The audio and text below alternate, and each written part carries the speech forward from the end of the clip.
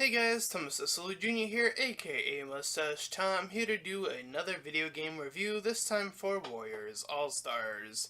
So, this is a other Koei Tecmo video game, which is a crossover between Dynasty Warriors, Samurai Warriors, and even other games such as Dead or Alive, or some of the other ones that I kind of forgot. With there's William on the top. I forgot what game he's actually the name of the game. Neo, I think that's his new game.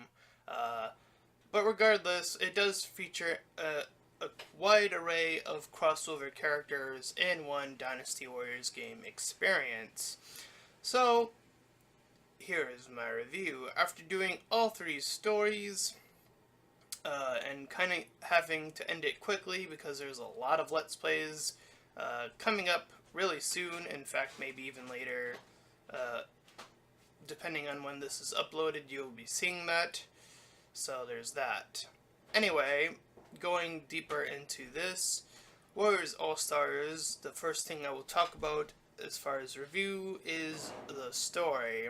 So, once again, these heroes are reunited and crossed over, this time to help these three furry characters battle for supremacy of leadership so that one of them can either become king or queen, depending on which faction or individual you pick. You have Setsuna, you have the pink shy girl, and the gray stoic one. I only remember Tetsuna's name because he was like the first one I did. And I know I'm probably going to get some flack for this review for not remembering all the characters' names. Oops. Oh well. Regardless, you pick a faction and you start off on the map and you have to do several stages from there. And you collect different warriors by doing the stages where they appear as their icons appear on the map. Doing that will unlock stages further along and progress the story as well. Now, depending on which way you want to go, can end the game relatively quickly or prolong it to an unnecessary length of time. By consistently getting all of the heroes and then getting all the fragments, you prolong the game for, again, a necessary amount of time. It is very lengthy. In fact, I would honestly say that by cutting some of the fragments down, you could have had a pretty okay story. But the fact is that with all the fragments you have to collect and then all this historical stuff you have to do, that only reaffirms like the strength of their weapons will get stronger if you do these quests. Again, cutting some of those down would have definitely saved up on a great deal of time on the story. Furthermore, along the way, you can, again, end the game earlier if you do one of the red quests, which is either going to be a specific character's ending, or it's going to be like a specific character's ending, or it's going to be the ultimate ending in that.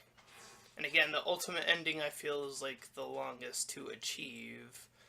By unlocking all the warriors, and then unlocking all the fragments, and then unlocking all the historical pieces, it just goes on and on and on. And as far as actual gameplay, it plays like a normal Dynasty Warriors or Samurai Warriors video game, which is where you press square a bunch and then follow it with combo by pressing triangle to do a charge attack, and pressing circle to do Muso. And they introduced some new game mechanics, which is I'll just call it an all-star rush, where you press, I believe it's the R1 button, where your fellow warrior friends go to each of your sides, and you just attack with more power, and they assist from time to time. The other new game mechanic is introducing cards, which buff up your character. I do feel those were not the most well implemented thing in the game. I never really used them personally. I did once every so often, but I don't like the effects just don't seem that permanent. They don't seem to do that much, as far as I know. And you can completely complete the game without using them. So there's that. I did constantly complain that there is no horse. Traveling can be a little bit cumbersome in this game. One of the nuisances of combat is particularly during the beginning of the game, where you have to get introduced to all the new warriors, and it cuts away to them in this sort of like introduction thing, and it's like, oh come on, just let me get. It cuts the flow of action, and it just completely takes up some, a good few minutes of time that could have been spent just battling them instead. There are definitely things that, by the point of this review, that I have not clearly unlocked. I've only done the 3 stories for you guys, but there are more characters that have their own little things going on. So there is that, but for the stories I did get, I do feel like I understand the game well enough to do a full review on it. Because the combat doesn't generally change at all, and I guess the only thing I missed out on are the other endings, which is going to be just me doing that on my own time, so there's just going to be that. But as far as everything else, the only other things I guess I will mention is that, yeah, it is pretty neat to have a crossover with this much of a variety, and it does reminisce to Warriors Orochi, which there's the 4th game coming out relatively soon, which is why I decided to end this early, by the way, in case you're curious, because there are a lot of other games coming out as well, and you'll be seeing those relatively soon again, as I mentioned. And yeah, it's pretty interesting to see all these other characters from other Koei Tecmo games show up and do their thing and have their short interactions. I think that the new characters, the furry characters, they're pretty okay, I guess. The pink shy one ends up being the most overpowered one, shockingly. But I guess that's that. As far as a score is concerned, I think I'm going to give this game a 6 out of 10, and I'm giving it a 6 out of 10 is because, again, I do feel like some of the story could have been, like, they could have, like, really, like, had a solid story, that was just long enough, and you could have been just like, yeah, perfect.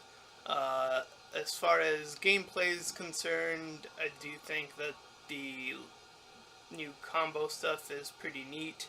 I think the card system is a little bit wonky. But other than that, there isn't really too much going on there as far as new stuff added.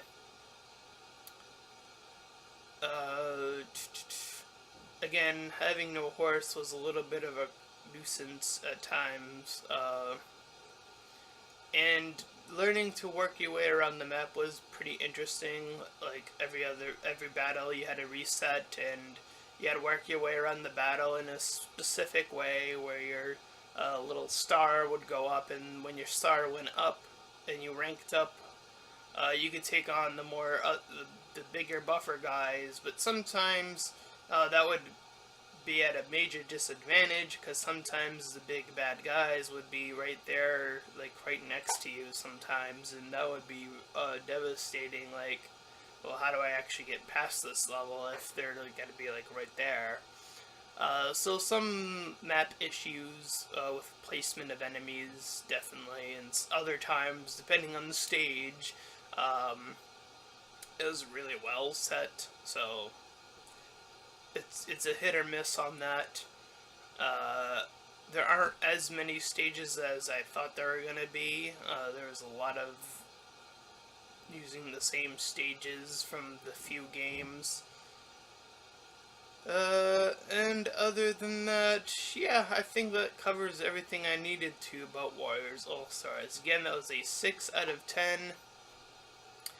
If you're a fan of Koei Tecmo, and if you haven't picked this one up already, I'd probably just wait for Warriors Orochi 4, honestly, just to see what that's going to be about.